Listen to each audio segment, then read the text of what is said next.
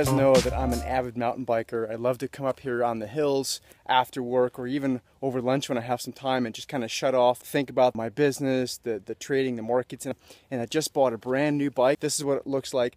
Absolutely amazing. For any of you guys that are mountain bikers out there, definitely worth to spend a little bit of extra to get the good quality material.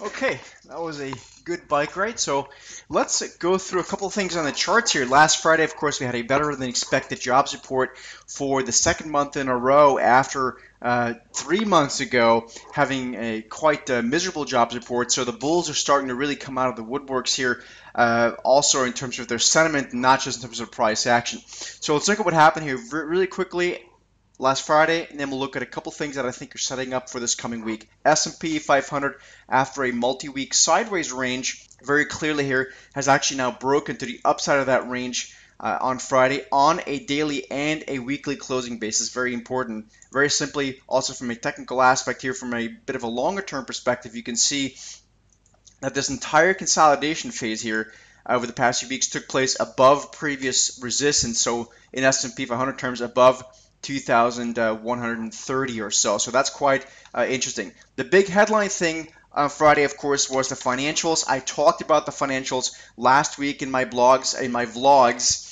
You can click up here to watch those two vlogs from last week where I highlighted a potential breakout in the financials, and that is indeed what actually took place on Friday.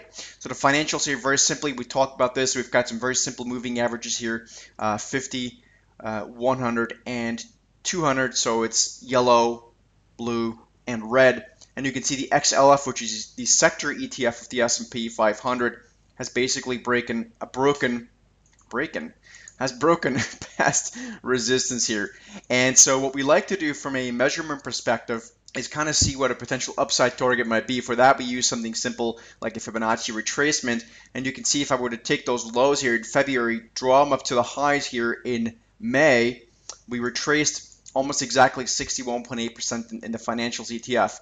If we do an extension of that, so if this entire move we extend about a 23.6 to 25% extension, so we take this move, measure about 25% of it, and sort of add it to the top of the breakout here, we get to about, we get to roughly 25. So that's another interesting move to the upside. Bank of America is a stock that I highlighted last week in the vlogs. We talked about an upside price target here of about 16 bucks based upon this same type of measurement. But the financials were not the only things that participated, of course, on Friday. If you look at the rest of the sector ETFs of the S&P 500, giving us a little bit of perspective, you'll see that, for example, the XLY, so consumer discretionary stocks, are once again right back at the upper end of that trading range. They haven't yet broken higher, but that's a fairly significant move that took place there as well last Friday. You can pretty much kind of walk, across the universe of sectors in the S&P. You can see a bull flag or a bullish consolidation pattern still developing here in the material stocks. So here too, that's not something me personally would want to be leaning short until we see any sort of big bearish reversal at this point. The S&P we talked about, Russell 2000 looks good as well. The transportation stocks, looking at the IYT ETF, you can see here too, getting back to the upper end of that recent trading range, holding support. So all in all, guys, I think this was a fairly constructive move last Friday, and I'm personally sticking with the financials here on the long side. Maybe there's some other stuff to do here in other sectors, such as the materials that I just pointed out. Last but not least, a quick trade that I'll be discussing very closely with Clubhouse members for an income trade next week is in BMY. This is Bristol Myers. Big sell-off on Friday. You can see about 16% on Friday on the back of some negative news. All in all, I think this move is probably overdone, just like the stock was kind of overextended anyway.